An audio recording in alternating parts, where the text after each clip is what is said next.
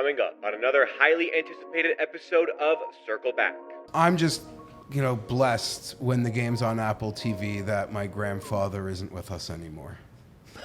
Gambling is a detriment to society, so fuck you, who cares? But the fact that he just deleted the tweet but kept tweeting other dumb shit, Yeah. just bad luck, and he deserves to be dunked on. I don't believe that sportsbooks are trying to make everyone addicted.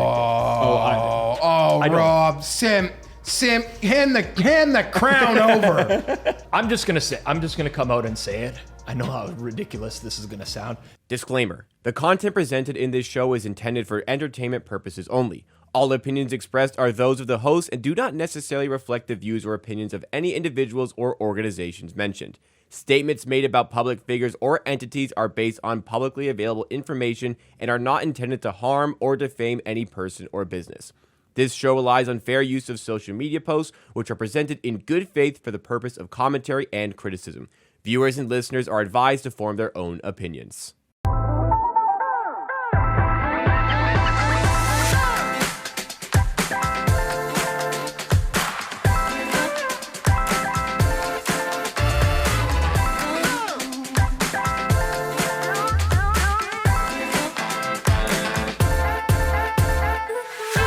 Time, everybody. It's Circle Back here on the Circles Off channel. It's part of the Hammer Betting Network and presented by Kalshi. This is the show where we uncover the latest trending stories from gambling Twitter. I am your host here on Circle Back. My name is Jacob Gramegna, lead producer at the Hammer Betting Network. But we have our usual cast here today. Rob Pizzola, pro bettor, CEO of the Hammer Betting Network. We have Kirk Evans in the middle, seasoned NBA bettor. And on the left, we have Geoff Fienberg, Chargers superfan, part of Mayo Media Network, avid golf bettor and golfer himself. How's everyone doing today? We had a nice weekend, good weather. It was hot. I golfed a few times. I got some massive sunburn on my neck. I don't know if it looks red right now. There's no amount of sunscreen that can prepare me for this type of weather, but I'm not complaining. It was a good weekend overall. Get out on the course, spend some time in the backyard. Blue Jays are in heater, absolute heater. Where did it come from? I didn't even realize we were good. All of a sudden, I'm seeing Geoff. We're first in the division. Yeah, amazing. I took Joey Toons out to a Yankees-Jays game. He was in town. He's a big Yankees fan. What a game to be at. Couple Springer dingers. Just beauty. Beauty weekend. My invite got lost in the mail there. I actually mentioned to him, I'm thinking maybe we'll go out for dinner with Kirk. And he kind of I think he's over the beef. All right. I really do. Mending but fences. I mean, it's a slippery slope. That doesn't give you the leeway to go in again. Yeah. Oh, boys are buzzing. Yeah. I am straight buzzing. Yeah. About the Jays. You know me, Rob. The Blue Jays are the only local team I give a shit about. Yeah. My favorite team is the Chargers, but I have no sense of community around any other team other than the Blue Jays. I am literally... I am the LeBron meme, smiling through it all. I can't believe this is my life. Yeah, yeah. I don't to have the Blue Jays be a mini wagon. It's incremental. I hope they're decent. That's I hope we can contend, and then maybe contend. Get me to week one of playoffs is a week one of football. It's my baseline for them, and then for this just to happen. Oh, I gave away my tickets for the weekend a month ago to someone who helps take care of my kids. Bad move. That was Jason, right? And I was so upset that they get to see Max Scherzer before me with my tickets. I don't want to make this Blue Jays talk radio, but summer baseball, when your team is good, I think is one of the best experiences. Because you can enjoy outdoor games at the ballpark, provided you don't have a dome stadium or whatever. And just every game feels it's so important, even when it's mid-season, right? We're halfway through the season at this point, but every Blue Jays game feels almost weirdly like a must-win, even though it's not. You get so depressed after one loss. I love summer baseball when your team is in the mix. To have a game pretty much every night, they get 6 days off in the year. Yeah. Just adds a level of satisfaction to my life that I cannot get in other ways. I can't even get it through drugs and alcohol. I can't. That being said, these fucking Yankee fans. They're like uncles used to be cool. Yeah. Like, right? Like, I'm sure their uncles were great sports fans. These Yankee fans, you guys are acting like you won the World Series. Sorry, man, we're like first in the division for the first time in like 8 years. We're just happy. No one I know is like, we're winning the World Series. No, we're just enjoying fucking summer. Yep. You guys got fucking nothing. Yep. Okay? Your uncles, your dads, your grandpas won. You don't win shit. And the most overrated entity in all of sports is a New York sports fan. The fact that narrative holds any fucking weight is laughable to me. I had a great July the 4th. I celebrate like I'm an American. Yep. I will say this with I hate the shaming. Listen, we've talked about this on the show before. The funny thing is, the last time we talked about it was Knicks fans getting shot on by Celtics fans. Exactly. It was the opposite way around. It was New York Right. fans on the opposite end. It's like, act like you've been there. They haven't been there before. We haven't been there. Like, Toronto baseball has sucked since like the Donaldson, Bautista, Encarnacion era. A couple like wild a decade card ago. moments. We don't win the division. Even those years, I don't think they were division winners. They were, because Maybe one of I them. actually just brought in They- a they were. pennant for No, the one studio. of them. 2015. In 15 the other one we and had to win the 16. walk-off against Yeah. Baltimore in the play-in. Yeah. Yeah. Yeah, that's what I mean. One division in a decade. I don't think we've been in first place in the division in a decade. Yeah, you're right. It was just at one. any point. Yeah. So yeah, I don't know. Sorry, Blue Jays radio, but thanks for the call. Well, it was a good weekend. Sweep.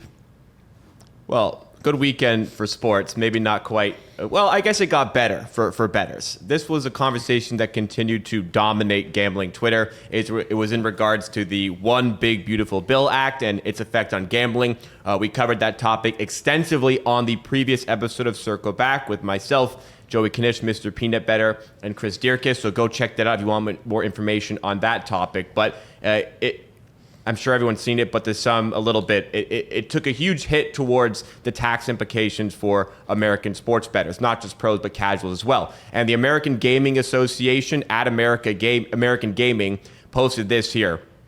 Quote, we commend congressional leaders on the passage of the One Big Beautiful Bill Act. Our industry's ability to sustain quality jobs and deliver economic benefits is significantly enhanced by the tax policies of OBBBA that supports consumers, encourages business innovation and investment, and strengthens U.S. competitiveness. We look forward to President Trump's expected signing and will work closely with Congress in the coming months to address the changes to wagering deduction losses and further modernize the tax code. And they said, the passage of the One Big Beautiful Bill Act will significantly enhances our industry's ability to sustain quality jobs, economic, whatever. This post, as you might imagine, was not met very well by bettors who were hurt directly by this bill. And they quickly turned off all of the replies to this post. Plus EV Analytics, notable in gambling Twitter, said hidden replies alert on the AGA tweet. BA Analytics at MLBK's Psychic says, or MLBK's Psychic says, they blocked replies. They really are in on it. We had Spinfluencer, who said the AGA is celebrating a bill that actively screws sports bettors. CEO Bill Miller took home $2 million last year to help make that happen. And then we had the potential people trying to fix it. We had Dina Titus, Congresswoman who represents Nevada. I think that's the correct role. She says, on Monday, I'm introducing the Fair Bet Act, the Fair Accounting for Income Realized from Sports Betting Earnings Taxation Act, to permanently restore the 100% loss deduction from gambling winnings. The bill that passed was going to change it from 100 to 90% instead. She says, I welcome all other members to join this common sense fix. Mr. Peanut Butter, who was on that Friday show, said, best July 4th news since 1776. Before we go to the last tweet here, we'll start with you on this one, Rob. What's been your take on how all of this has unfolded and the changes that have followed to the bill being made public? Yeah, so first and foremost, I will say the Friday show did a fantastic job of covering this content. I hate giving those guys props, especially Knish. I think that was one of the best shows we've ever had for Circle Back in terms of like taking a topic that actually mattered in the moment and having some informed opinions on those. It's a little bit more challenging for us because we're Canadians.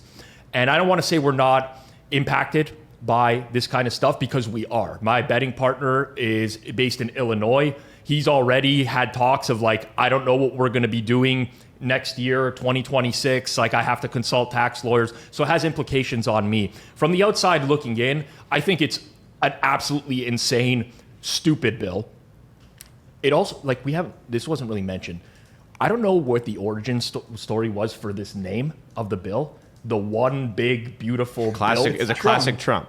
It's like a fucking meme. Like, it's Trump. But it's literally the dumb, like, anyways, I can't get over that. Every time I hear it, it cracks me up. It cracks me up.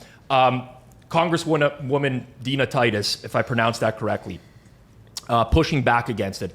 Very noble. I think from our perspective, maybe a little biased because we are bettors, but I definitely don't think people should get taxed on phantom winnings.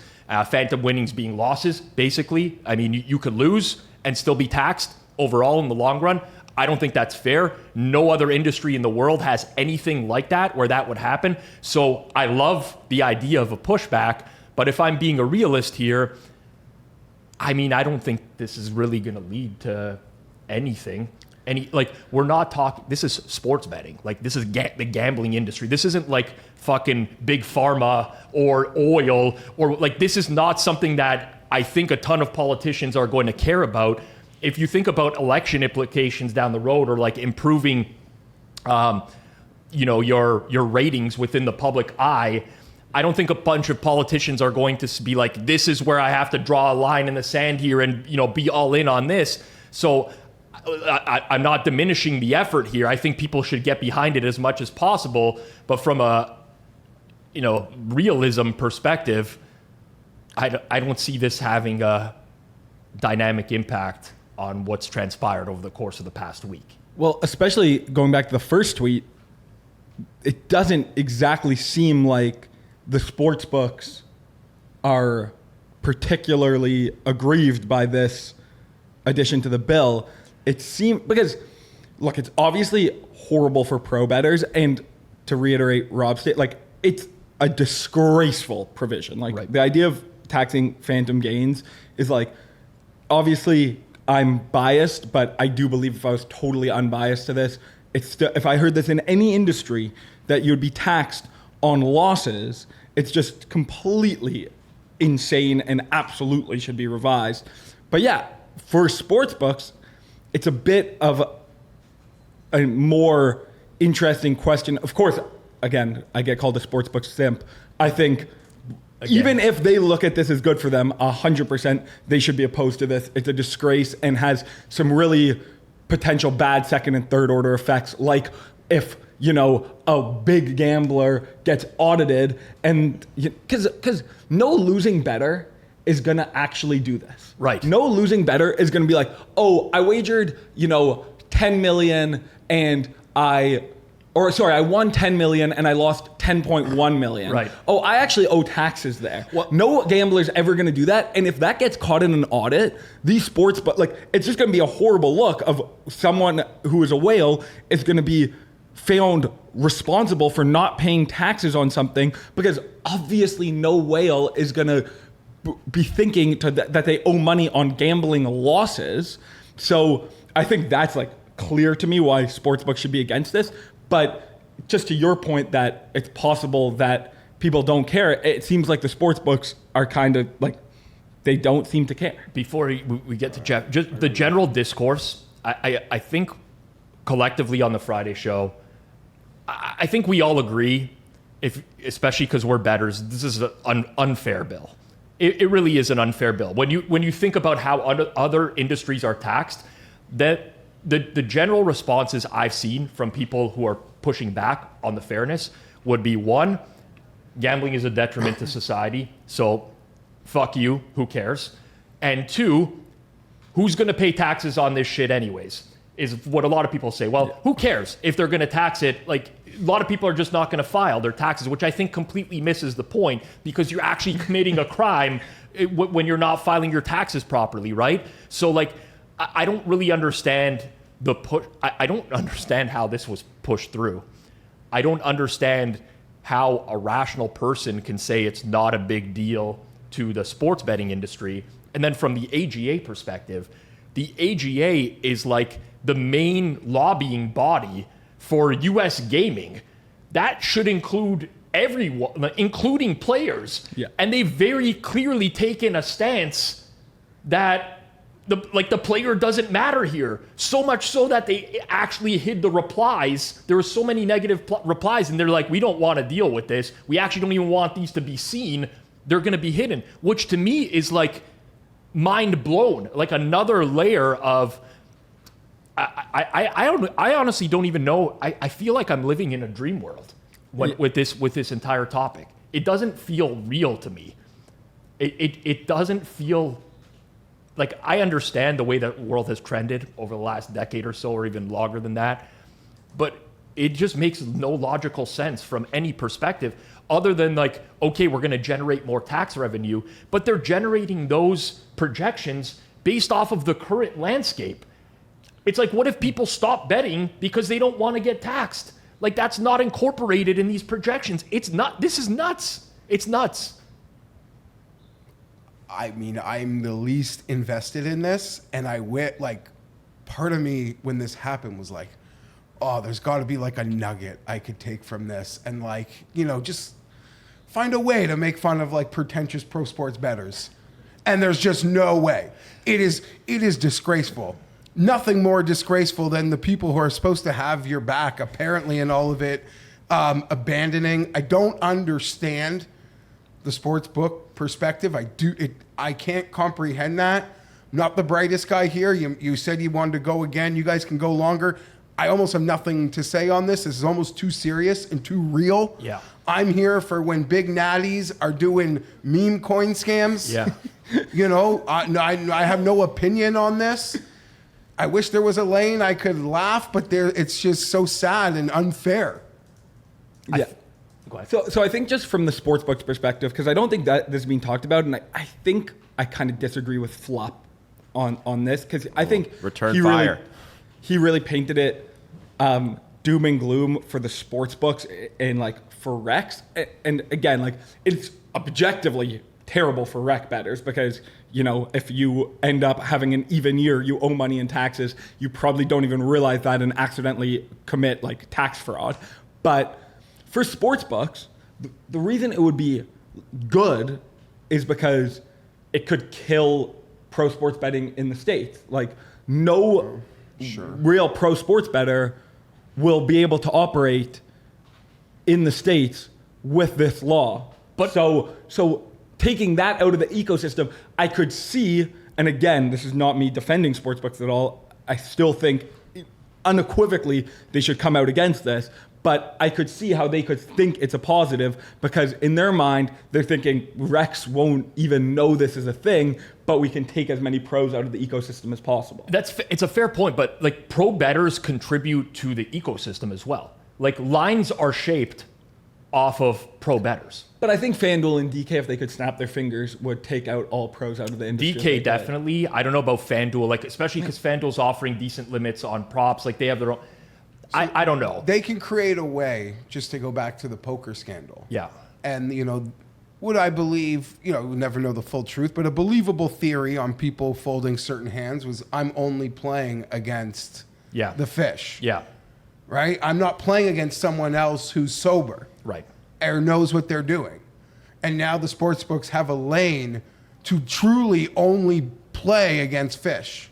Right. Only. Right. Like, it's hard for me to really believe that all the pros will be taken out, but like the way it's written, technically that's like pretty close to what should be happening. So yeah, exactly. That is like people have kind of been stunned that none of the big organizations or sportsbooks have come out against this.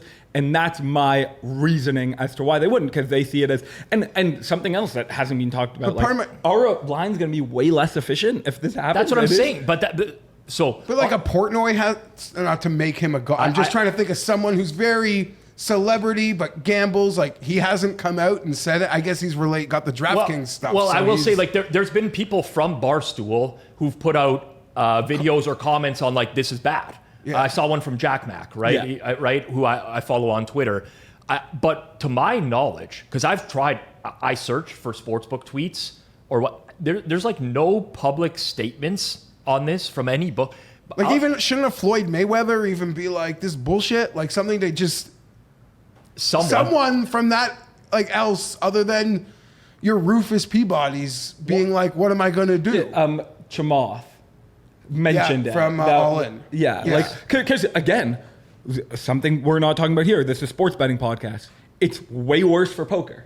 Yeah. Way worse for poker. Poker is even tougher now to make a living. You cannot like I don't even Gelfand know was the big one I don't behind it even in know how poker. like stuff like the World Series of Poker would operate because you'd be sitting at the table. A lot of these people are trying to make money. Like how the hell you just aren't gonna make money. Yeah. It becomes impossible. Well, it's like the reason DFS isn't in Ontario is because they wanted to tax it like a sports book. Correct. Yeah, that's a Right. different. That's like No, but I'm. yeah. It's like the reason, like, it just doesn't make any sense to play. They left. The same reason now for a pro bettor, it won't make any sense to play. Right. I can't remember which day it was last week where this got enacted.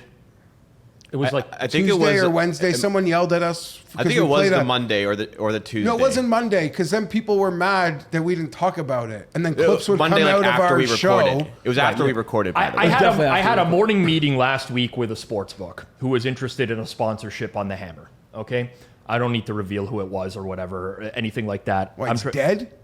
No, it's not that. It was on Wednesday morning. Okay, so start off the meeting as I typically do. We're just chatting, like, and I'm like, you guys seen this bill or whatever? They didn't even know what the hell I was talking about. This is like a major U.S. facing sports book that had executives on a call that had no idea what this. So I don't like this. This was very sudden. For sure. Right? It kind of came out of nowhere where it was like, I saw Captain Jack's tweets. I'm like, what the hell is going on here? It really came out of nowhere. And they didn't even know about it. They're talking to me about like, did you catch the final episode of Bet the Board podcast? I'm like, yeah, I did. I have some thoughts on that as well. But like, I think it maybe really just caught a lot of people off guard. And before you even knew it, it kind of was like passed. And that was it. It's like, what's a sportsbook going to get from putting out a public statement at this point? Yeah, well, yeah. Are obvious provisions not made on bills all the time? Yeah, like it seems like it's, I'm it's not possible. I'm for not sure. that caught up on what. Like I don't know the what happens. I think this truly doesn't affect enough people for relative to other bills that are passed for enough like people to care. Like, Well, look at who's lobbying against it. It's like Spanky and Rufus and Captain Jack and poker players. But like, too many people too many people don't give a shit about a pro sports bettor. So like Derek Stevens hasn't made a statement about it. Derek Stevens has tweeted aggressively against it. He's like the only Okay. classic Well, that he's he would be the only he's one. He's top shelf. He's the best. I'm a big fan of Derek Stevens. I like when I walk into Circa, I see him sitting at that long bar, and I can just go and have a drink with him. Yeah. But my understanding also is that it could be as simple as just like the IRS saying like, we're going to interpret it this way instead of that way. So like, I don't think it has to be like this grand thing, but yeah, I don't really know how it works. I don't know. Flup seemed very confident that it's going to not like that they're going to amend it in some way, but Well, it's I still don't a lot know. of time until 2026. I'm when naive that enough to think this is going to be amended I and agree. will almost. I mean, I'm out. I have no skin in this, but I feel like even the people who are freaking out the most will be like giggling about how they felt or reacted to things this week when it's a nothing burger come 26. I have heard some people draw some comparisons to, you probably won't remember this, but me and Geoff will remember Y2K, where there was like this, man, the last 3 months leading up to the new year, people didn't know what was going to happen. Like, what's going to happen? Like, the clocks are like... Planes are going to fall out of the sky. Yeah, like no one knew. It seems pretty ridiculous to hear those stories. Oh, in hindsight, you look back on it, you're like, this is hilarious. And we might look back on this and be like, can you remember the time where we thought sports betting as a profession was going to end? Ha, ha, ha.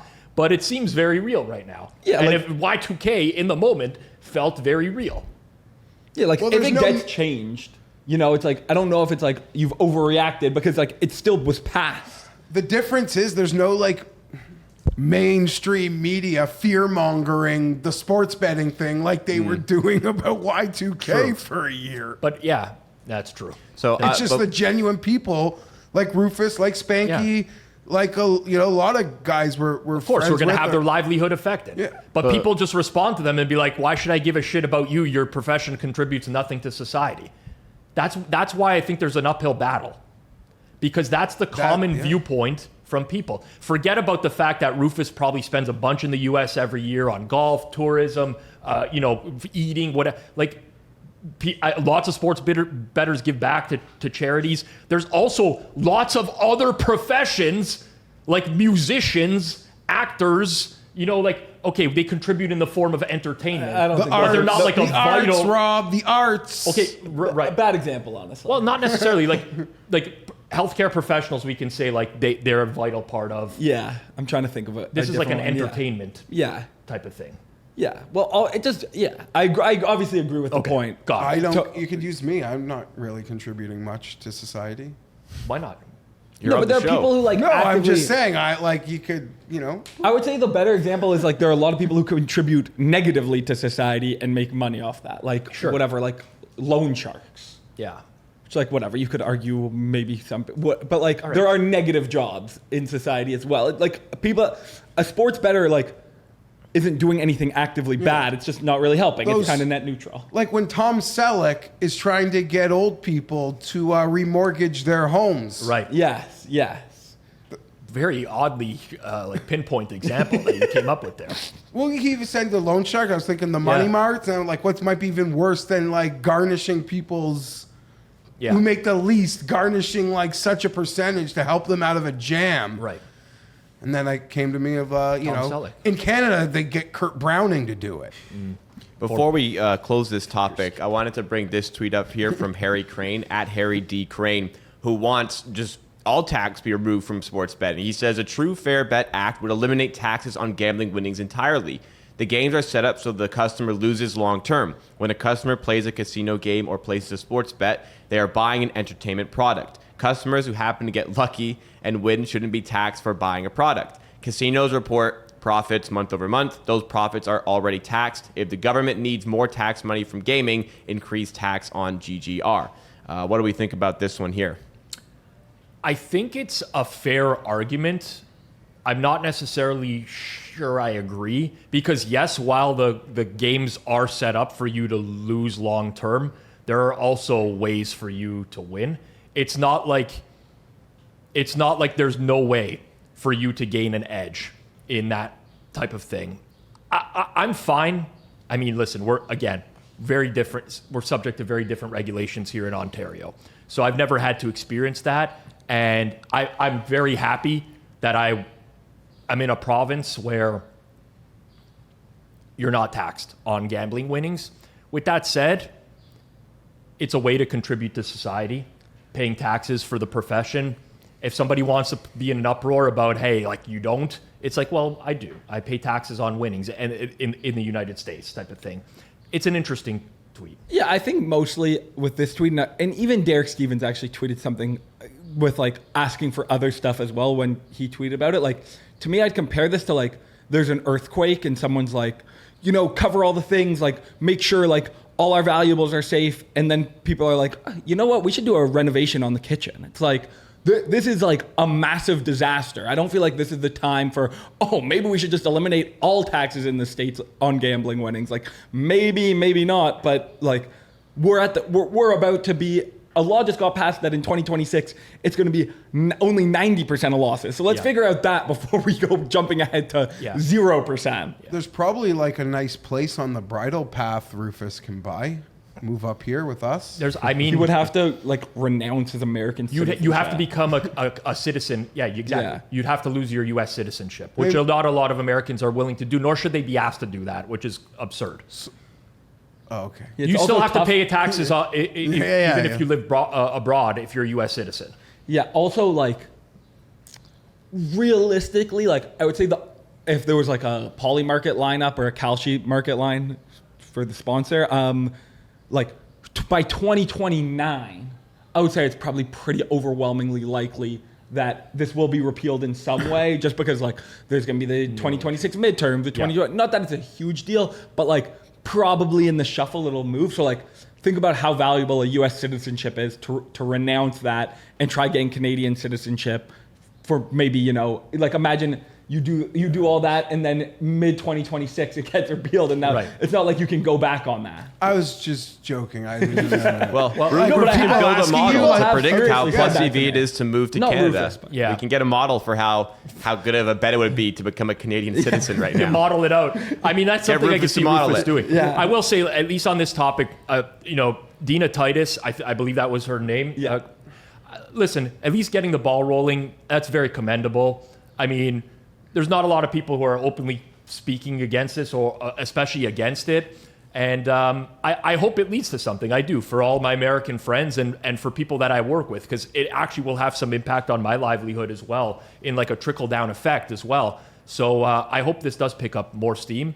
And I do credit her for at least coming forward with the Fair Bet Act and trying to reverse it in some capacity. Just before we move on, like producer note, Rob, I see you've been pretty locked into your phone.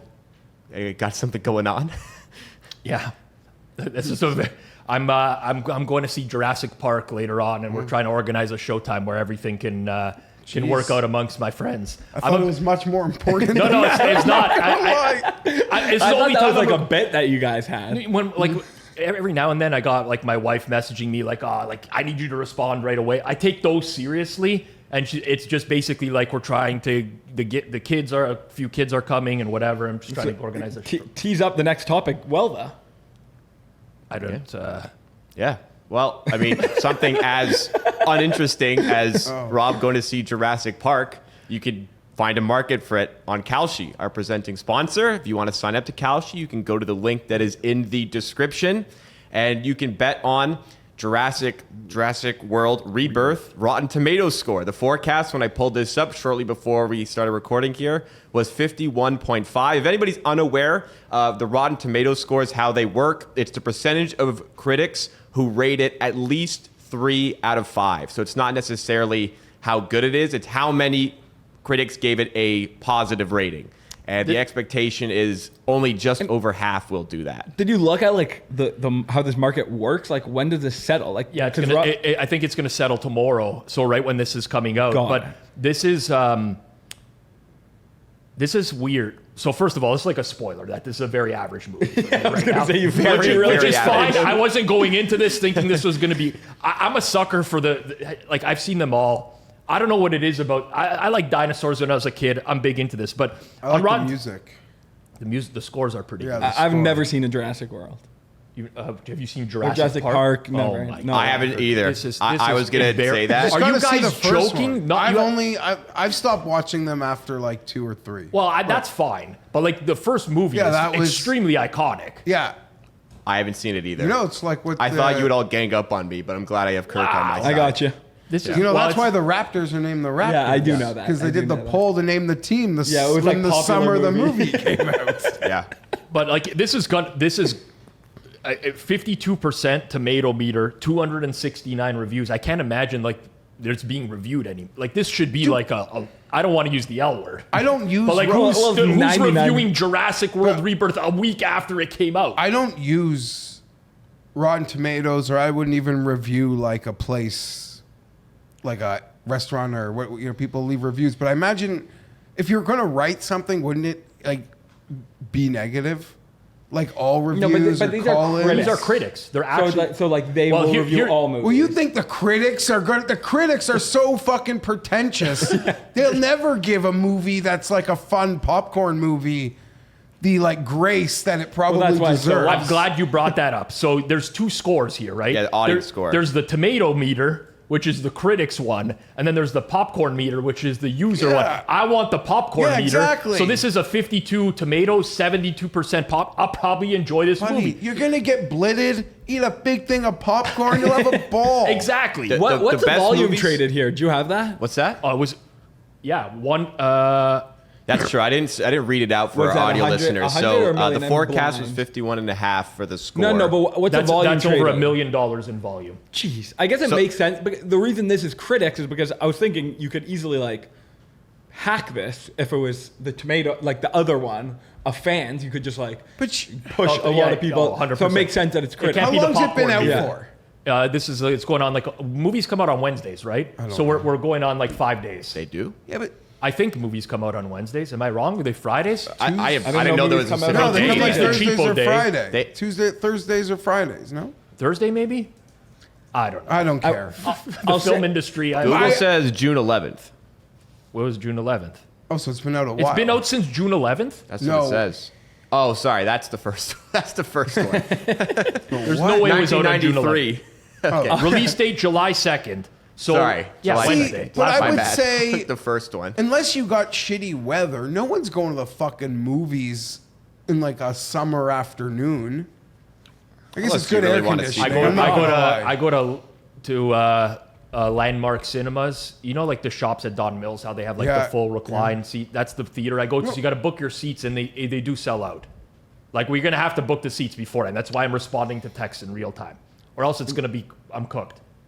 More specific to Kalshi and exchange markets in general, like this would have been unimaginable a know. year ago that $1 million was bet on the tomato meter or Rotten Tomato score Yeah. of Jurassic World Rebirth. Like the exchange landscape has been just a massive shift to sports betting, and get good at pricing random ass shit. Well, what I listen, Kalshi's our sponsor, right?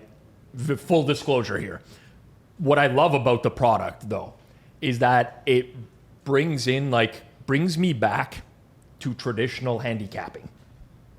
You know what I'm getting at? Like when I sucked at betting back in the day, I used to just wake up in the morning. I'd go to like, I don't know, covers or what, see like the head-to-head scoresandodds.com, click the matchup, see the head-to-heads, the stat.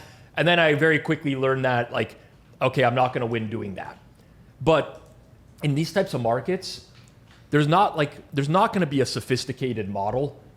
At least I don't think so. Maybe there will be for $1 million liquidity. Might be worth building. But for someone to bet the Jurassic World Rebirth Rotten Tomato score, like I could literally handicap it in some weird way, as dumb as that sounds. And that I find that exciting. With a market that big, is it not even worth it for some fucking engineer on the back end of tomatoes to fudge numbers? No, Ooh. because $1 million in volume, like in reality, is much. It sounds a lot bigger. Like that's not like one person has bet $1 million. That's like, I think it's the total Well, if payout it- could be $1 million based on all bets taken at all points.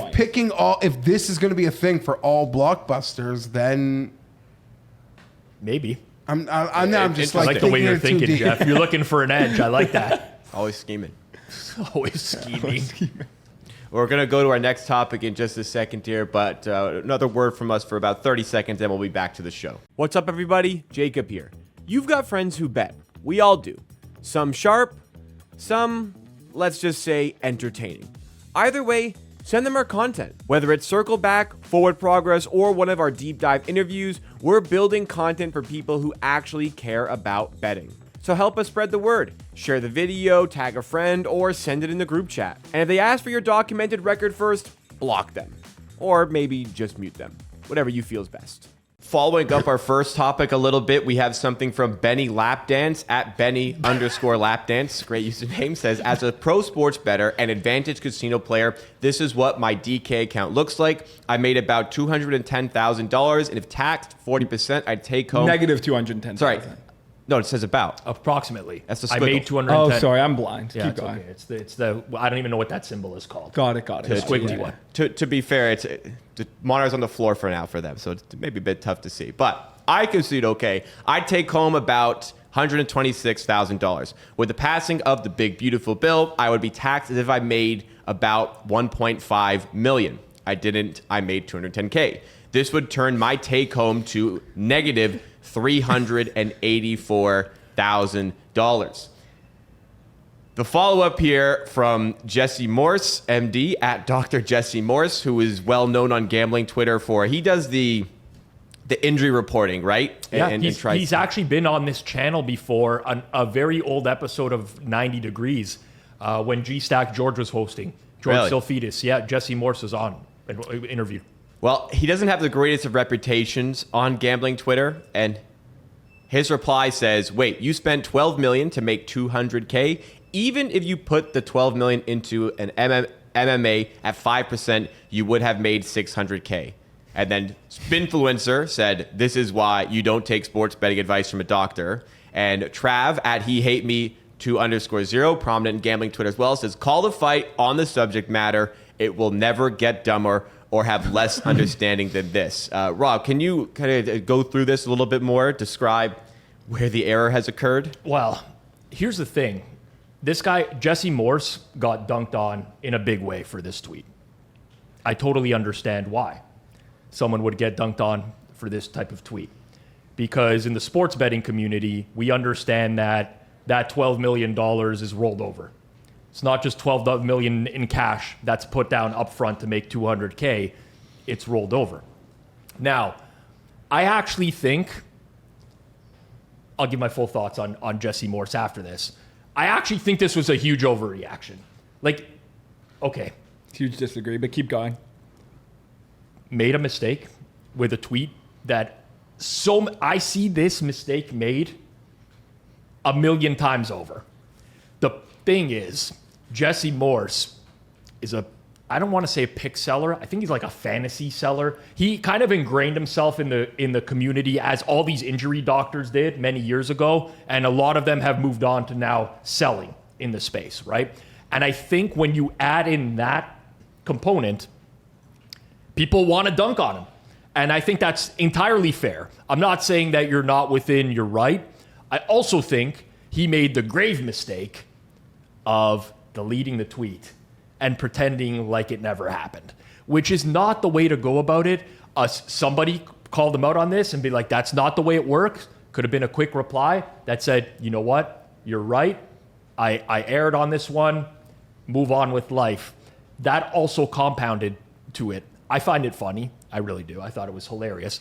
I could see myself in the past having gone at people for this before, but I will say it is a very common mistake.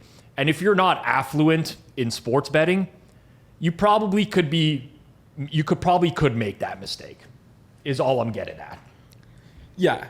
So first, I know we talked about it a lot, but just to the first tweet that you had up, this is the perfect example of why the amendment to the bill is completely insane. Yeah. You won $200,000 betting. You would pay way more in taxes. Like, it's just insane. No income in the history of Earth has been taxed that way. So completely insane. But back to, so I don't agree with you with the Jesse Morse situation, because one, he is like the nut low of fantasy Twitter doctors. I think so. He's too. hated by all the other ones. I believe so. Super confident and a massive ass.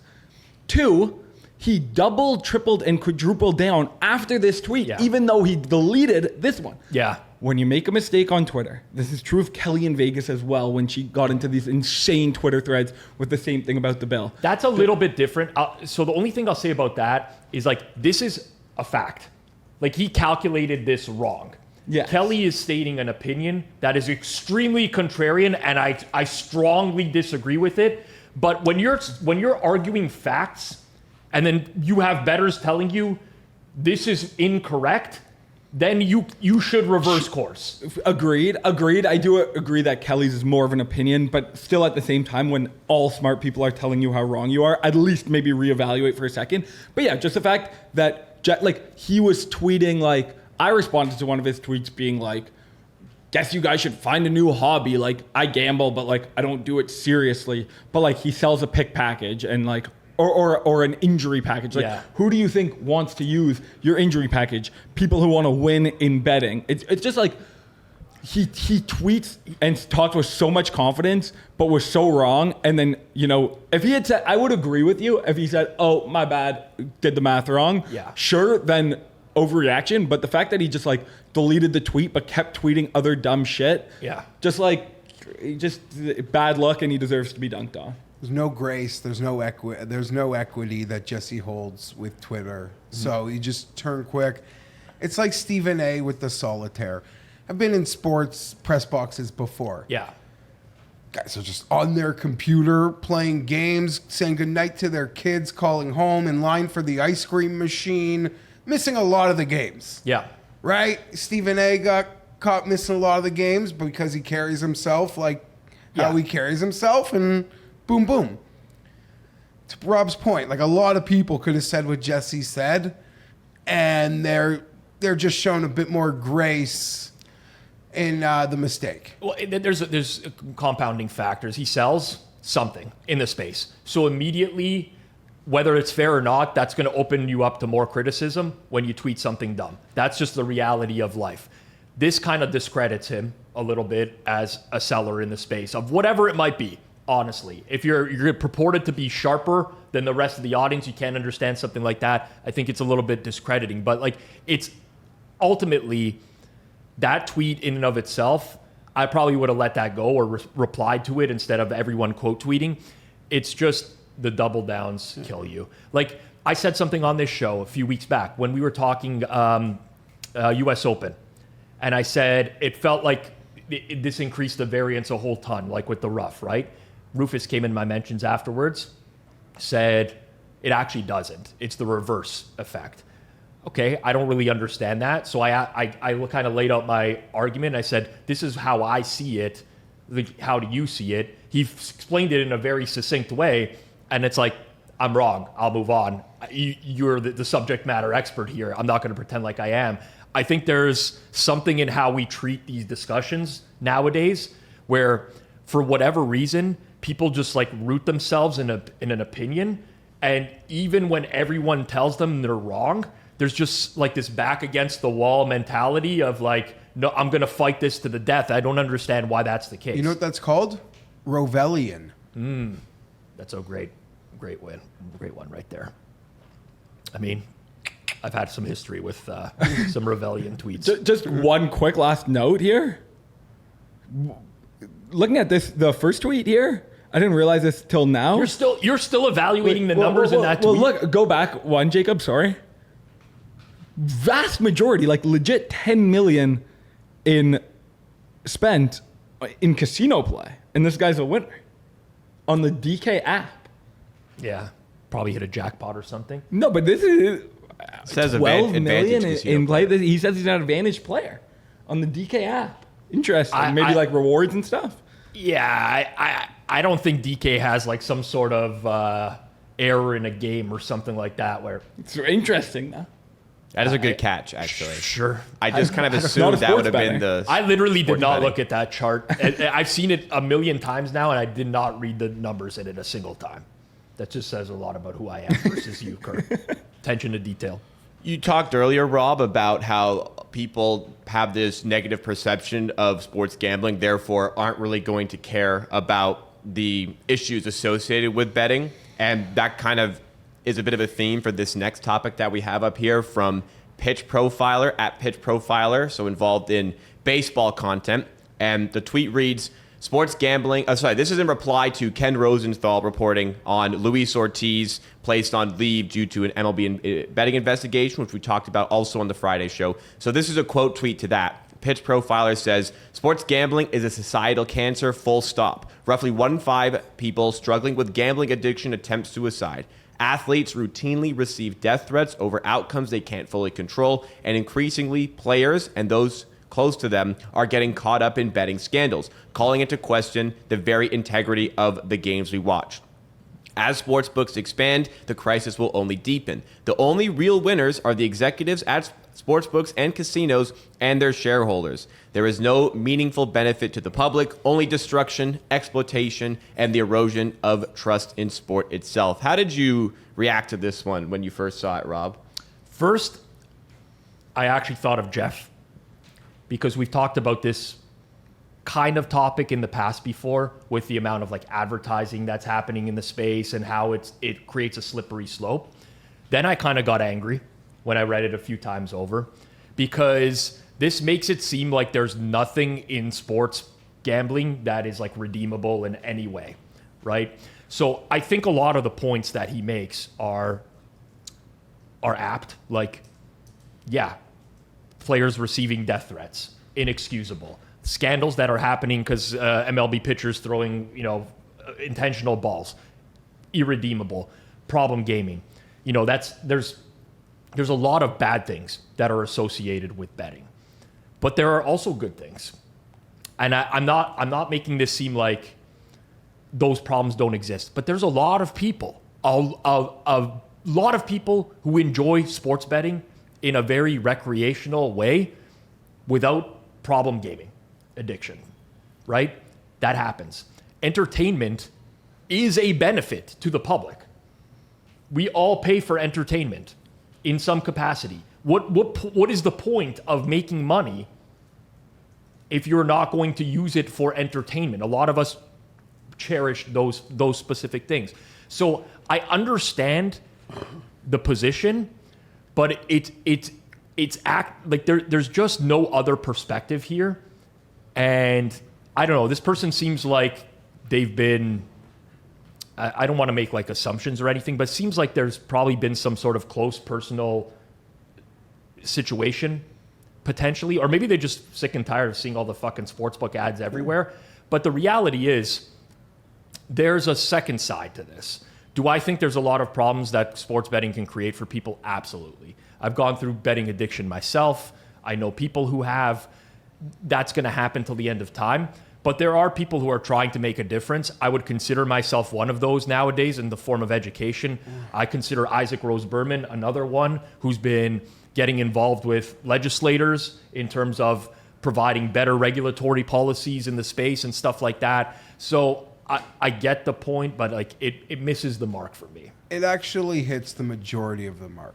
I do agree with what you said. I got, sadly, like in a group of friends where you do think everyone is just recreationally, down the road you find out someone battled some real fucking shit. Yeah. Well, we all thought we were just there Sundays hanging out. Thought he just really loved fantasy football and his team. No, something deeper was happening there. But overall, the problem is it's fucking glamorized. And until it's not glamorized, it's a cancer. Okay? In the same way, like there's no cigarette ads, it's behind you. Like, no, they exist, but it's not like in your face. And I can make the point, cigarettes. Communal, go outside, have a smoke with 6 buddies, we talk shit, we catch up, I don't know, with a beer and a smoke, right? There's a sense of community and friendship around that. And I know a lot of guys that smoke and have beers that obviously don't have any issues, but I could make, based on the same argument you made, I could find layers that say smoking is there's another side. There's another side. There's a difference. Cool and I'm chatting with my buddies. There's a small difference. Every single person who inhales a cigarette is harming themselves in some way.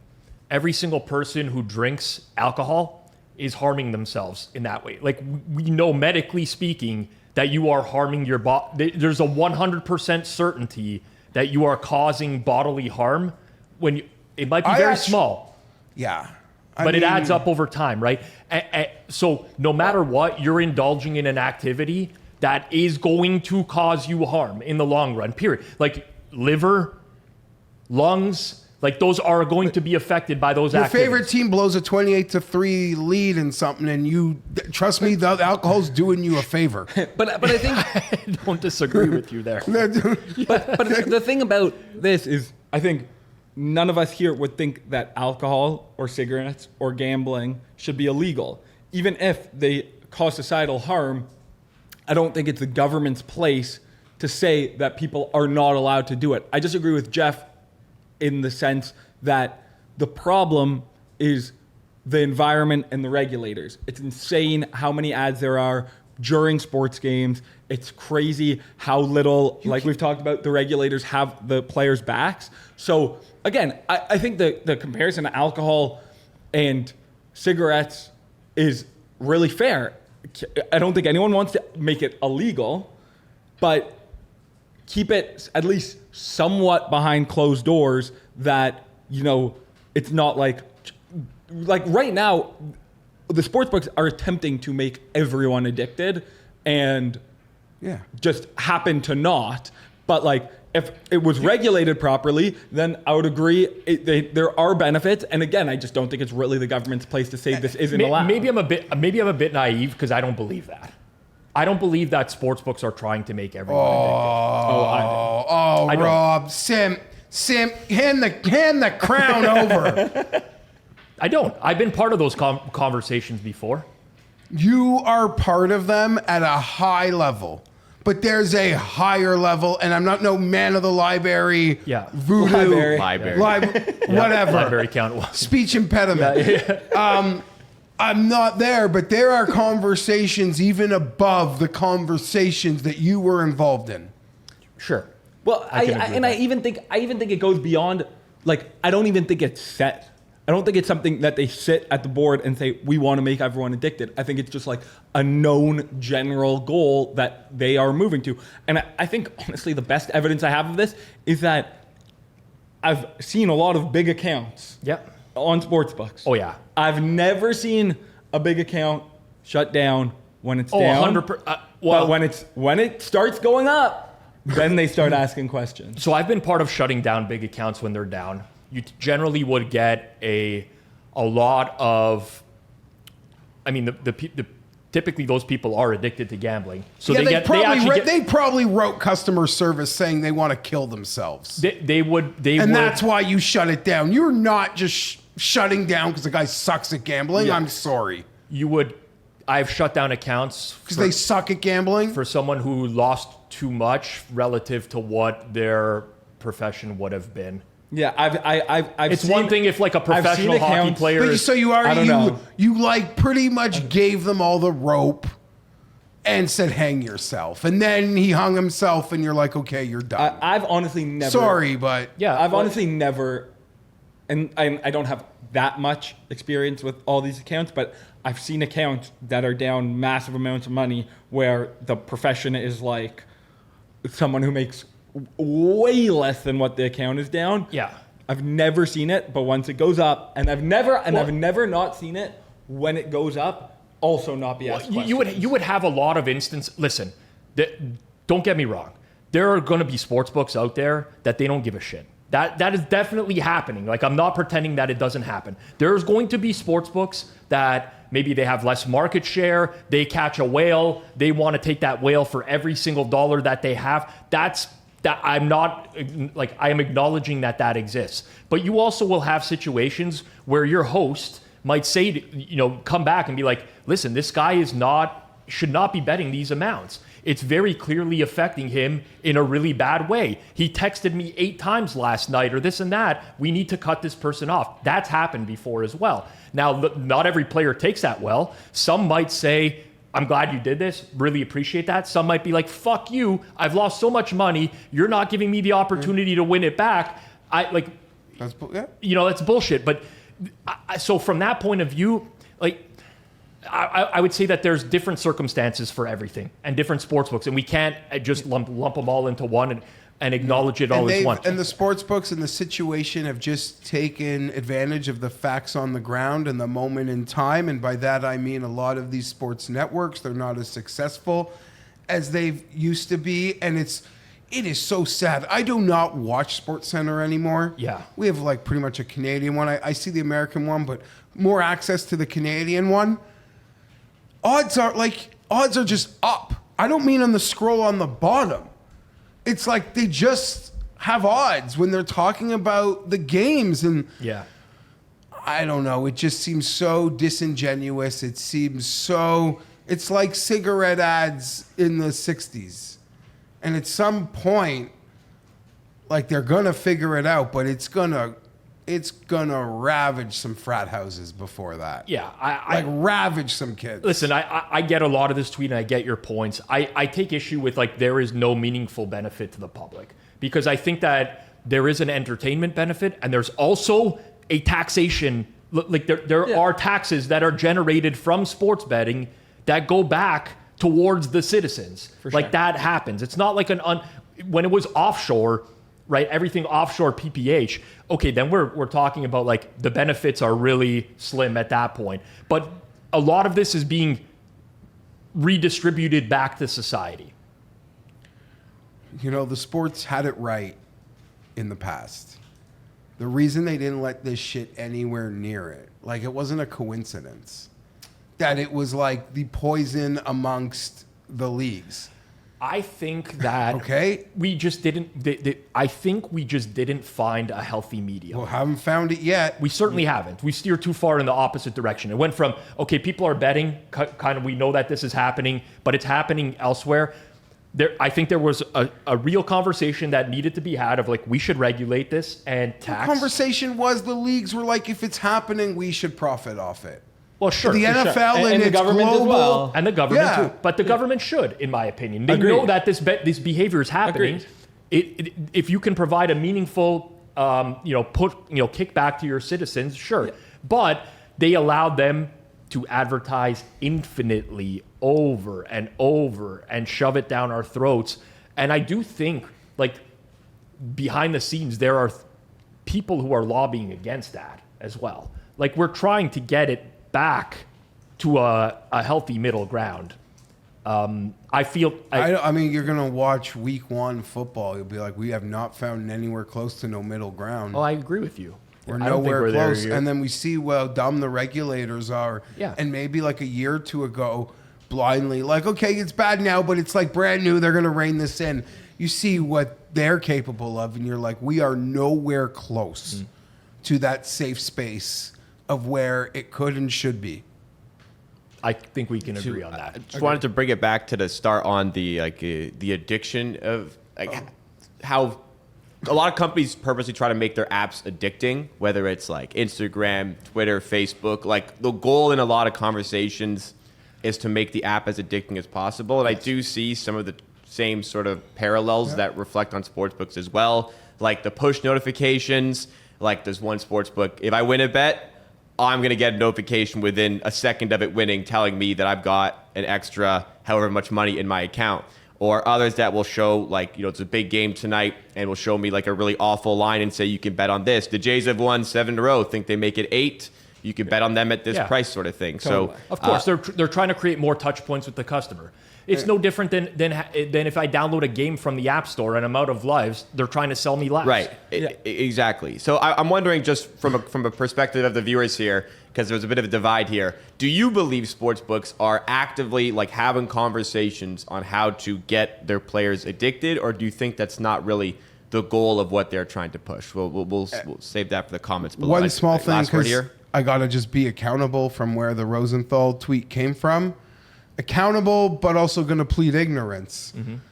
I guess the day after the show dropped, where I said I believe this appears like an MLB problem, what a timing, an NBA problem. It's the baseball player. I will plead ignorance, and I did not know you could bet the first pitch of an inning. I did not know that. Once you know that, you could see how easy, you just stuff one like we saw. Buddy Do, he's still a really good pitcher. Yep. Giving up a couple pitches not that bad. in a random inning to the bottom of the order. Yeah. And I don't even know what the code is. If an inning starts and the first batter of the inning is 7 through 9, I'm spiking one. But obviously it's easy to catch too, because that has like what sort of limit could something like that have? So I got to own that just was really dumb. But I also didn't know you could bet on the first pitch of the third inning. Well, that segues us quite well, because one of the commenters wants us to own some of the takes on some of the other stuff that we have here. We'll segue now into reading your comments from the previous show. If you have anything you want talked about on the next show, or just something you want to discuss in the comments, please go down below and comment it. We always look at every comment, and we like to bring some of our favorite ones up for the next show. And hey, while you're down in the comment section, make sure if you've not done so already, you do smash that like button on this video. If you're listening in audio form, make sure you rate and review 5 stars, and help us on the road to 20,000 subscribers by subscribing to the Circles Off channel. So here is that first comment in question. Read that. This was from @Sports Betting Education. So it's kind of funny. The guys on this show are so high IQ. Thank you. They are completely out of touch with the culture of regular people. No thanks. 1,000% NBA players' cousins and brothers request they rig player props. It probably happens all the time, and most players just don't make it so obvious. Also funny that most of these guys probably have no clue how easy it is for a sportsbook to tell they're rigging their own player props. What do we think on this? I think I mean, I'm not the smart guy he's talking about, but I think you're all very aware of how easy the sportsbooks can pick it off now. Oh yeah, I mean, like the first pitch, they probably just took a ton of volume on that one pitch, and somebody just went and watched it, and they're like, okay, this doesn't look right. And the second time it happened, they're like, okay, like this is a real problem. Like it's that easy, especially on the volume on that prop is going to be so low. There's going to be it's a couple dudes drunk micro betting. Yes. Like $12. Yes, That's exactly. who bets that. The vast majority of games, I bet you that bet takes $0. Sure, I have For sure, most innings that is taking like. There's probably I don't know what the volume. But the biggest bet, it's just like frat bros micro betting for shits and giggles. And then a massive one comes in, and it's not that hard to tell. Yes, I do. But has anyone even looked what the limit would have been like a month ago on anything like that? Well, but limits are, you can't really know them. Like, yeah, fine. Oh, sure, from a VIP. Yeah, sure, that's fresh DIK. Even a fresh. No, fresh DK is probably small, but I'm saying like a VIP, like these VIP accounts, you can bet anything. Yeah. Okay, fair Yeah, enough. literally, you could get $5,000 on one of those props if you in some accounts. Okay.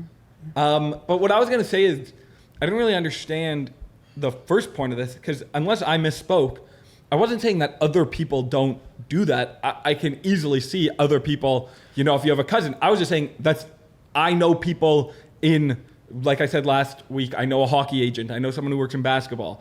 I just don't do that because I know I'm putting them in a shitty spot, and I would never want to do that. Do other people do it? I'm sure. I would also push back on the notion that like every athlete is open to doing this for family members. Definitely. Like that to me is insane. Like first of all, people would be reluctant to ask family members to fix games for one. I'm sure it does happen. But the second thing is the athlete themselves who is making like so much money in this league is not going to fucking risk his reputation so fucking cousin Fernando can get out of a $200 debt on FanDuel. Yeah. Like think logically. I know, but it is funny to like visualize in your mind what like a cookout might be. Sure. For like an NBA player who's random, and it's like, and you're Fernando. And you're like, I got one of two options. I could either ask Buck for some cash, and I've seen him yell at other people who ask him for a loan, or I could ask him to shave a rebound. I get the point. I guess I would push back on people who think it's like as widespread. It's like this epidemic of players who are, giving out information. I really don't think it's happening very much. I think players' families know how turned off they are by it, and they probably are aware of some of like the personal messages they get in their DMs about even nights they have great games when they didn't complete something. You got to be a true nutlow. I agree. Next comment comes from Tony Reyes, 5256. Says, Jeff in that McDonald's hat was the funniest damn moment. That was pretty good. All-timer from the last stream if you haven't seen it. But he also says, hope Apple TV buys MLB streaming and saves baseball by putting it on every person's iPhone. So here's the thing. I wanted to open this one. So MLS, by the way, is on Apple TV exclusively. And this is the problem. I have an Apple TV account and cannot watch MLS games on Apple TV because you need to buy another subscription within Apple TV to watch MLS games. So Apple TV buying MLB rights, you're not just going to be able to watch it with Apple TV subscription. You need Apple TV and you need the MLB Game Pass or whatever they're going to call it. But is there anything that we think is going to be able to revive MLB TV ratings? Like, what is it going to take here? I'm just... Let us know in the comments as well. I'm just so fed up with like the current state of streaming. We've talked about this. I like the Jays are in fucking first place. I'm trying to find the game. I'm going through I should have known Apple TV. I probably should have just tweeted and somebody would have told me right away. I'm Googling it. I can't find it right away.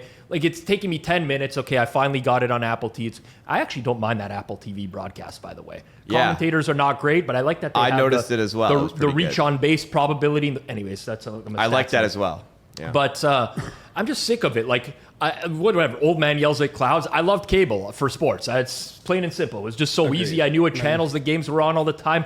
I would love to return to that world. I'm just, blessed when the game's on Apple TV that my grandfather isn't with us anymore. The calls I would have been getting from my grandma, from my grandpa. Where's the game? We can't find the game. Geoff. Help! No, You don't know how hard this hits home with me. they'd be like 102 right now. The So last don't worry. There's couple no. years- I didn't like just send them away. The last couple years of my grandfather's life, Yeah, when he you was can't at find the like games. the retirement home, at least it was 5 minutes up the road from my house. Yeah. But I'd get the call. Can't find I'd the be game. Where I know Inter's playing at 2:45. I'm like, oh no. I'm like, here, press this button. And he doesn't know how to do the button. No, but I would go there and Yeah, I'm like, sure. it's not on. It's not on Rise, like the Italian channel. I'm like, they don't have it today. I'm hooking up my laptop in there, trying to get the Wi-Fi password to get a stream. Unreal, man. I will say the Jays on Apple TV, everyone does their rotation. It was a perfect storm. Like the Friday night off a 4-game sweep. Yeah. Yeah. People are liking the team. If there's 6 games under 500, no one is like complaining. It was like the worst possible time for them to be hit. Yeah. And I think the schedule comes out like almost before the season. It does. So that was a perfect event. And, you know, baseball is like the redheaded stepchild of important American sports. And, you know, they're desperate for anything, and that they took a bad deal from Apple just to get on streaming, and it subsequently might have cost them or did cost them their ESPN deal, but that's a whole other thing. And I'm not doing a show on baseball ratings, but it's local. Baseball is Yeah. just local. That's all that Why is. it could be confusing for Canadians that the Jays are always on a specific channel, Yeah. Sportsnet, except for like a handful of games that are on Apple TV. But that's always just been sports. You always Yeah. knew what channel the Right. game. Like it's One but of the the Jay- best but- days of the year. and you're But not it's- searching in advance like half an hour like before. You just Raptors and Leafs are exactly 50-50 between TSN and Sportsnet. They do a draft, if anybody doesn't know. They do a draft before the season starts, and they draft each game individually to get the ones they want for Sportsnet TSN. But for the Jays, it's all Sportsnet except recently now they've introduced the No Saturdays Apple in that TV. draft, though. Saturdays are Saturdays. Sportsnets with hockey. For the Raptors, then I know they split it evenly, and then they Yeah. draft. I before will the season say I starts. cheer my favorite day. One of my favorite days of the year is whatever day hockey season ends, because that means Sportsnet goes back to being full Jays on regular Sportsnet. Yeah. Which I care about. Last comment comes from Jeff O'Reilly 9751, says Hitman ain't breaking 100 consistently with that swing. If anybody wants to go find the video of it, there's the timestamp 14221 of the previous episode, the previous Tuesday episode, so 2 videos ago on our YouTube channel. If anybody wants to see it, it's not a pretty looking swing, but Rob, he's a pretty good golfer, isn't he? you listen. At the end of the day, I don't care. I would kill to be 5 strokes better. That's what Hitman is roughly to me. I don't give a shit what the swing looks like as long as I can score. And yeah, it's not the prettiest swing. I'll say that. I think I have a better looking swing, but I would trade that for a worse looking swing in 5 strokes. So In a second. that's it. I mean, like it's shitty looking swing, but it gets the job done. That's all it. that matters. That's all that matters. All that matters. All right. Final full segment for the show today comes from @FerrisB_86. Ferris, very prominent on gambling Twitter as well, says, I've noticed this huge disconnect in baseball, but it's probably just as prevalent in other sports. Baseball content creators want people to pay for their content, but the creators think customers pay for it because of their love of baseball. Customers aren't paying for stats and info to say, oh, neat, I didn't know that. They're paying for it because it gives them actionable info that they'll try to make money with, either directly or indirectly. It has created this environment where the creators want to be the morality police, but ignore the real reasons pay for their content. Do any of you have experience paying for content? And if so, is any of it not related to betting and actionable info? We're talking about OnlyFans? What are you talking about? Will you have experience with that? No, I'm just asking. Like when he says paying for content, like I pay for pay-per-view movies, not porn, but like, Yeah. you know, you could buy things Like, on the TV. I think he was saying more like The Athletic. Newsletters, I pay for The articles, Athletic. videos, Patreon for I that. absolutely pay for The Athletic for one man. His name is Daniel Popper. He's the beat writer for the Chargers. No one gives a shit about the Chargers in LA. There's no like paper, you could be an Eagles fan and not need a subscription. Yes. You could be a Cowboys fan and not need a subscription. As a Chargers fan, I need a subscription because no one else talking about my fucking Right, team. but I don't consider The Athletic like a sports betting brand, right? I I'm trying to decipher what Ferris is saying. No, but I here. think that is what he's saying. Yeah, that's what he's saying. This is my understanding of this tweet. Okay. I agree. It wasn't that clear to me. Yeah. He's saying that there are so many paid subscriptions for like beat reporters, statistics, stuff like that. Yeah. And the vast majority of people who are willing to pay for that stuff are bettors, which I was going to answer your question. I pay for 1 billion subscriptions to a lot of random things because, it can all be helpful. And typically, if you get one actionable piece of info, it pays for years and years of the subscription. So it's all worth it. But then I think Ferris is saying that these same people like to be like, oh, gambling's so bad. Why do we have gambling? When most of the people paying for their subs are gamblers. I see. Because I interpreted it differently in the sense of like, I see a lot of people who are putting content out there now, and they're like, this is not going to help you win, but it's going to save you time. Or there's like a lot of actionable info in here or whatever. And at the end of the day, this is where I kind of disagreed with you guys on maybe the Amanda Vance topic, right? I think Johnny filled in for me one week when I was in Mexico, and he's like, nobody's paying Amanda Vance because they think the picks are good. I strongly disagree with that.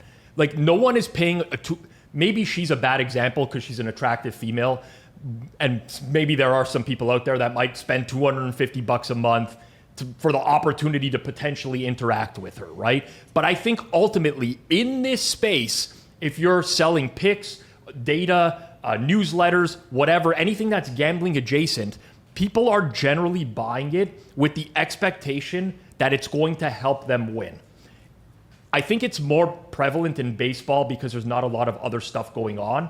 And a lot of the baseball content creators maybe don't necessarily put out picks. They put out like a daily, like, here's 10 things you should be looking at for today's thing.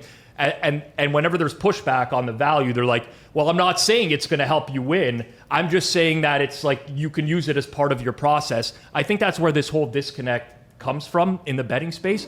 But ultimately, I do think people are paying for subs, at least bettors. Let's talk about someone who's betting every day that's paying for a sub. They're doing it because they are expecting to gain something from that is going to help people win. And where I think the disconnect is that most of the stuff that's created and out there is actually not going to help someone win. Yeah, I agree with what you're saying.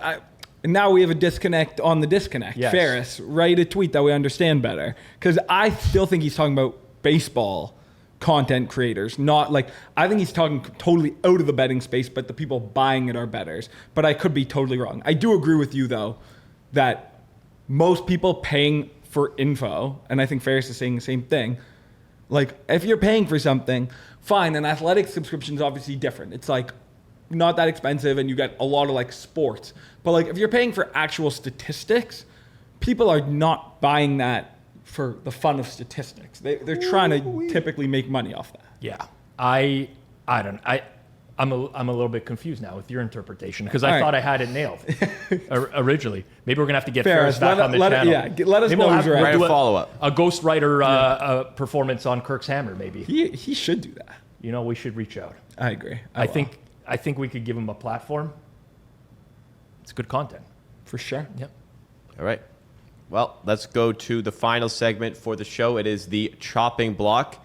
This is all the stuff that didn't warrant full-scale segment, we still wanted to touch on. And first of all, we have Todd Fuhrman, who wrote about the end of an era for Bet the Board. They had their final episode in the last couple of weeks, maybe last week or so. It says after more than 750 episodes, there's an explanation in the final episode as to why they are sunsetting the Bet the Board podcast. Rob, you actually mentioned this a little bit earlier on in this show that we did. You listened to it, and you have many thoughts. Well, I had about 1 billion people reach out to me within like an hour of this episode dropping, saying you should really give this a listen. I'm not going to spend too much time on this because I actually might want to turn this into a larger piece of content at some point, maybe a reaction to the whole podcast, because I think it might be worth doing. I've known Todd Fuhrman since early 2010s. We used to go out to Vegas once a year together. We were promoting Odd Shark at the time. We'd meet up. We'd have a good weekend. He got what I considered to be like a pretty bad rap from a lot of the Seville guys at the time. I like Todd. I always have. I don't really care what people think of me for that, but like personal relationships matter. And he's always been really good to me, and we've got along really well. Payne Insider, on the other hand, I never really liked.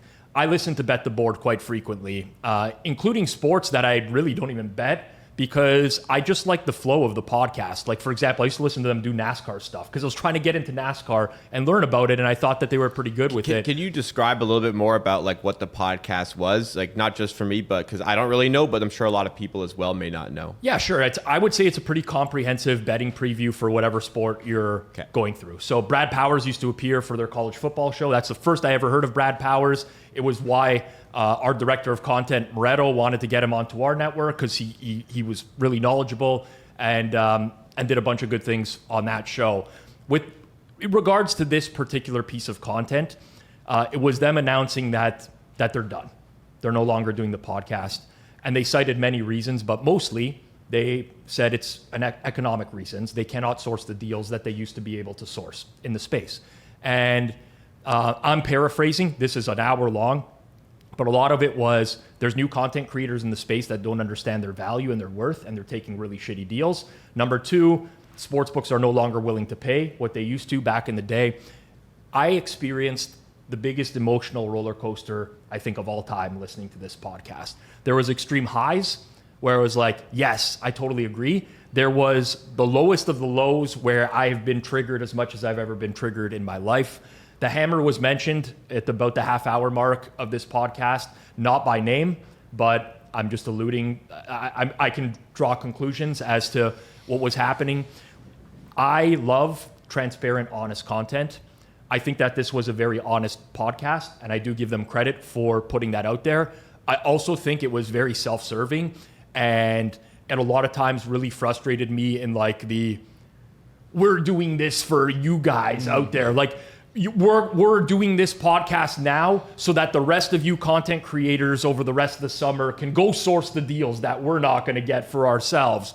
Or like, we don't want to leave you hanging coming into football season. And there was a lot that really bothered me about this where I need to expand on it a little bit more. But I did enjoy the Bet the Board run, despite never liking Payne Insider, because he always seemed to like never want to be there. Like literally every single podcast was like he was pulling teeth. Like, he always made a comment about not wanting to be there, which frustrated me. Like, you never want to hear that from one of the hosts. But it is an end of an era. It was a huge pod.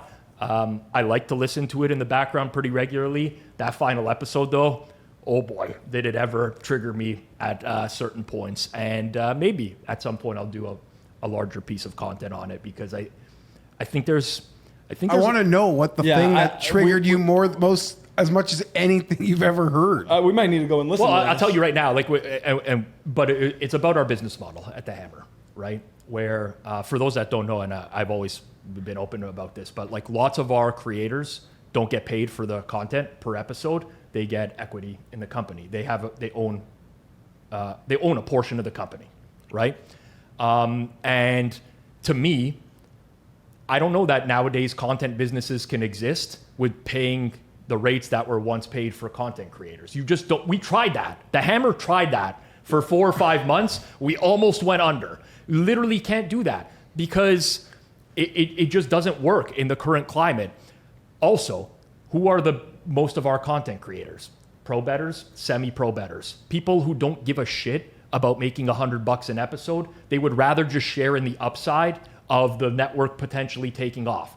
Like, I don't approach these conversations like, you know, we're gonna be Barstool one day. I don't think we're going to be. I'm very open and transparent in these conversations of like, here's my goals for the next couple years. I'd eventually like to sell the Hammer for X, Y, X dollars. It was like an attack on, felt very personal at one point. So that's all I kind of really want to get at there. And it's almost like people are taking deals. That's it. I'll end it there because I could go a lot further, but I'd like to organize my thoughts a lot better. I look forward to that episode. Me too. I'll listen to the show and then I'll look forward to your episode. That was great promo to go watch their podcast. Honestly, I think it's worth listening to. I really do. I think, again, I'm Last repeating thing, because we gotta roll. Being like open with your audience, I like that type of content. I like the behind the scenes, like this is how we're feeling, this is what was happening. I love that. That really, really appeals to me. I just didn't agree with a lot of what was said there. A lot of it is through their own personal experiences, and I think they misrepresented the current landscape now. It's like, yeah, we didn't want to work with this sportsbook because they wanted us to do X, Y, and Z.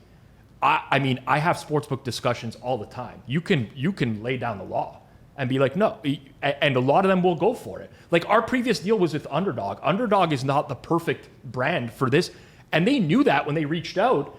And like I told them, I said, we're gonna get comments of people who are gonna get limited on your platform. He's like, I want you to be on, the person I was talking to, I want you to be honest about that. I want you to tell people that we're a platform for recreational bettors. And if you're a professional, probably look elsewhere.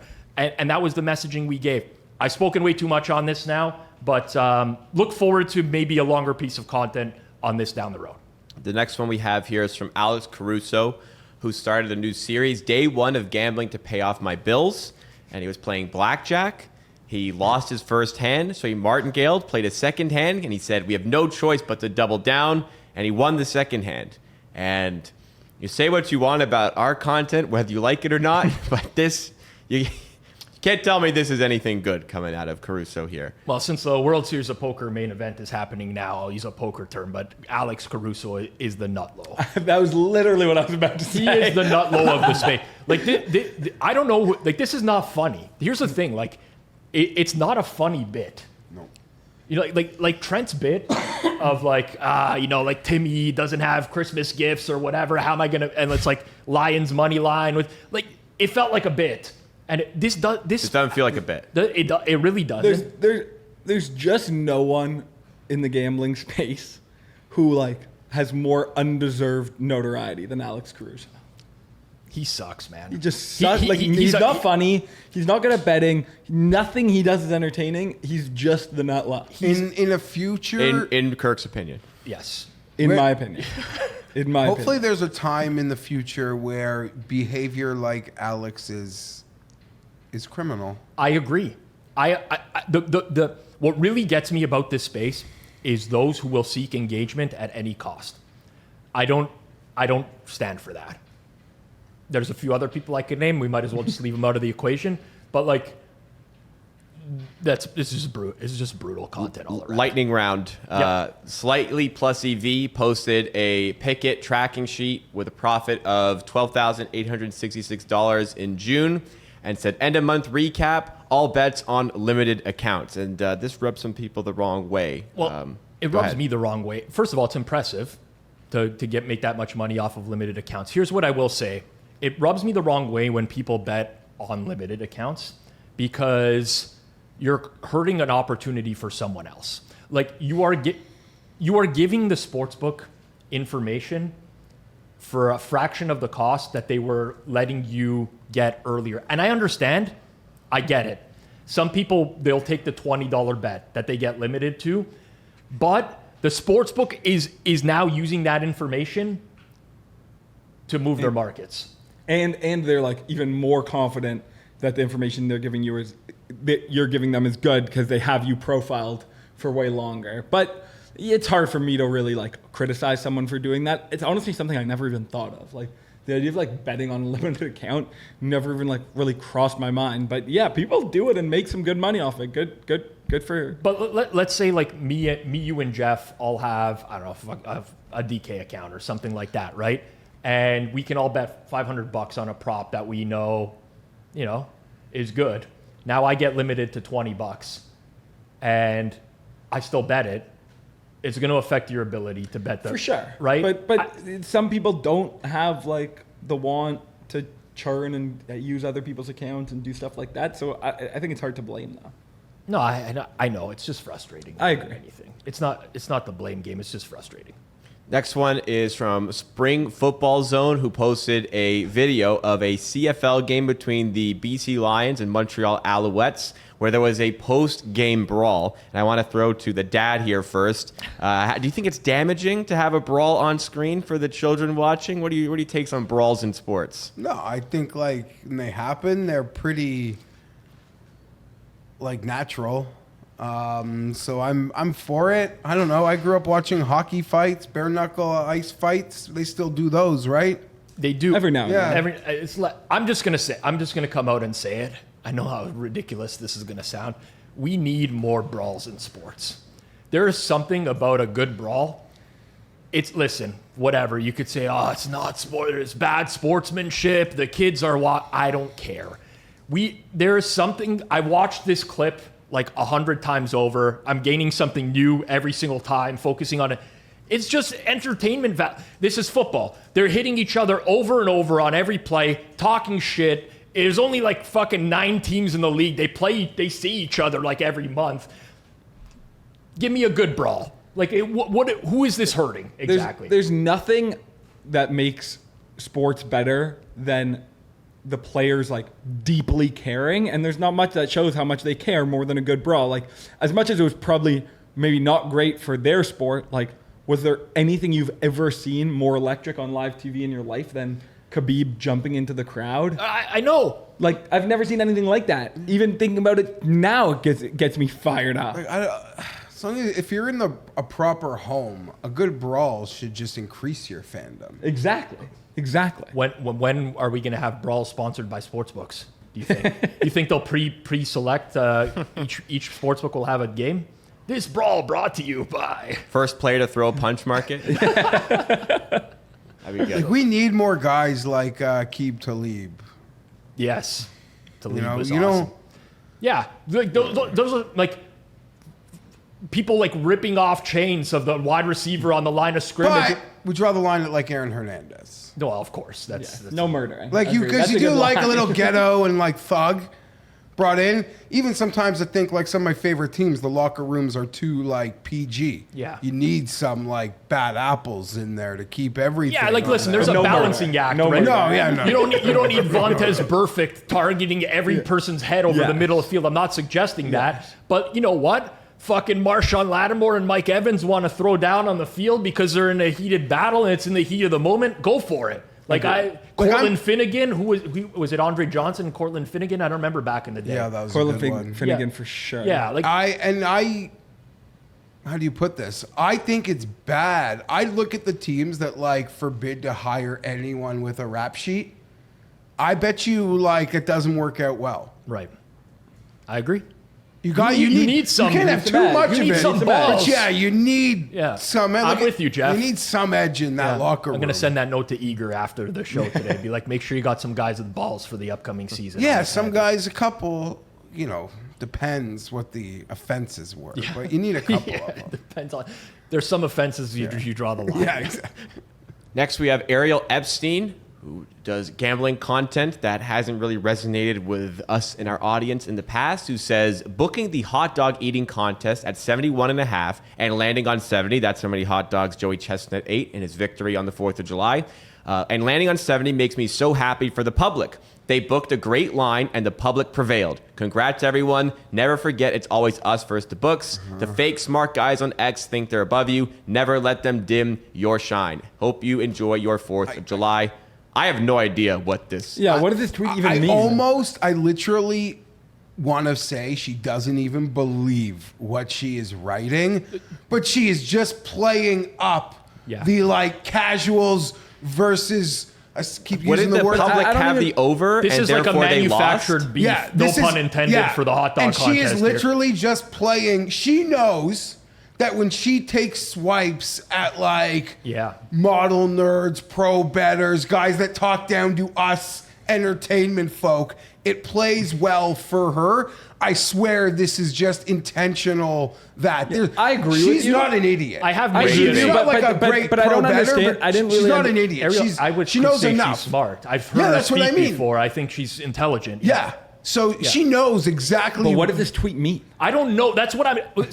But to Jeff's point, it doesn't have to mean anything. Yeah. It's just a dig at like the Sharp community, because it makes no sense. Like booking the hot dog eating contest at 71.5 and landing 70 makes me like, were there public bet splits where the people were on the under? Like I would imagine they're on doubt it. the under in the hot dog It's no contest. different than like, guys, the line on the football game was 6. We had +6. It ended at +5. We took the books down. We're smart. Like they're smart with their number, but we got Yeah, them. the Like, Sharps I told don't- us it wasn't a good number or Like, whatever. I don't know. I will say this tinfoil hat for a second here, just a theory. Ariel Epstein is very close with Kelly in Vegas. I've seen that over the years through True. Twitter or whatever. I think this was a week where Sure. Kelly got dunked on It's a good dot. by a Yeah. lot of the Sharps. I like that. It's a good dot. You know what That's I'm a saying? good- that's smart. Yeah. Because It doesn't make It's sense. out of it doesn't- nowhere, yeah, too. It's Makes just no like a sense, random yeah. out of nowhere Yeah. tweet. Hope you enjoy your Rob, I could literally, I go back to the word, I could literally just say anything, pretentious, sharp, fucking bettors, Yeah. and I'd get likes. I Yeah. swear I would. Yeah, Just I believe for you would, too. picking anything. And you'd have guys like Shipper in your replies as well. And Sure. you know, you Yeah. get all the engagement. That was actually sent to us by Back to the Futures at Chasing CLV with hashtag circle back. So thank you there. Make sure you hashtag circle back anything you want us to see for the show. Second last tweet, man of the Vig at Vig Police. Not very. I mean, there's quite a few people who don't really like him that much on gambling Twitter, but he says, group of thugs completely ignoring traffic laws and popping wheelies on illegal ATVs in Boston. Such a shame they held up traffic long enough for me to call the cops. Jeff Nadeau, formerly of the Friday Circle Back crew, says, rat, you must be fun at parties. And Vig responded, no, I prefer a city where people aren't selfish enough to be obstructive to others for their own amusement. What do you think about this? What wouldn't Nadeau consider someone a rat for Just involving police. Involving the police. I love Nadeau, but I'm curious what his line would be on where you wouldn't be a The rat. behavior in this is so funny to me because I would never do what Man of the Vig did. Like I don't really like whatever. I guess if it was really, really impacting your life, sure. Yes. But then Nadeau is on like the entire opposite. To call someone like a rat for like the guy doesn't like the guys hitting ATVs. I don't know. It's so the extreme polar opposite behavior. Like, is Vig 90 years old? Like, even if you're doing this, like, who would genuinely only a grandma would think to tweet this? Like, No one actually knows Vig's age. Maybe he is 90. I might literally, and then Nadeau, like, this is like if you went on AI and were like, give me a Nadeau and Man of the Vig. Generate a fake beef for me online and put it in an image. This would be it. Rat. Last one up, we have Weston at Guy in Cordfield, who reports on a Steve Fezzik Vegas boot camp. Is that real?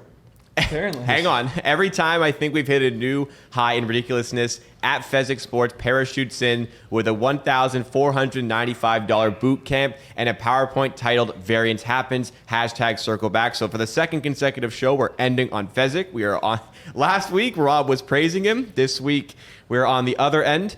Is this real? Many questioned it. Fezzik has promoted this. Yeah, I just saw it. I think earlier today at the time of recording. This is real. What do you think? Would you spend $1,500 for the Vegas boot camp with Steve Fezzik? What- I personally wouldn't. What's on the itinerary? Well, it's called Variance Happens. What are...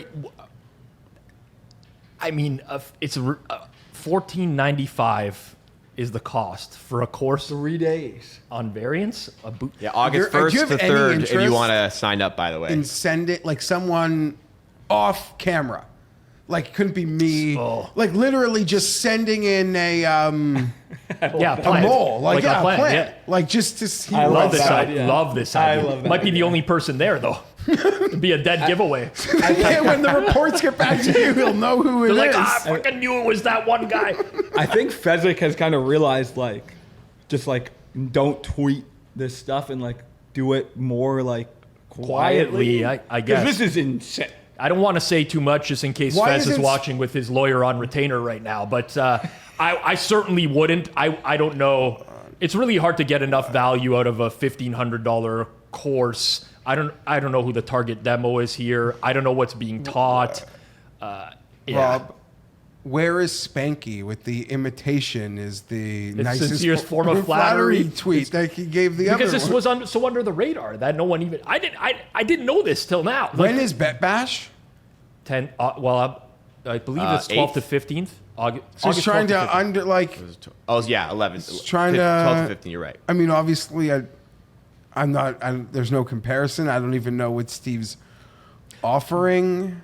Well, I And think that's more expensive than Bet Bash. I think the call up, like for us, doing Even this the call up logo now- makes me think it might not be real. Yeah, I agree. I'm still not I'm convinced. not it's real. convinced this is But real. he's tweeted about it today. Okay, so then I take it. Like he's tweeted about it. It doesn't have a lot of views. He's not promoting it. I think for obvious reasons, he's not promoting it heavily because he knows what the public But like, how discourse is He he is going to so- get people there?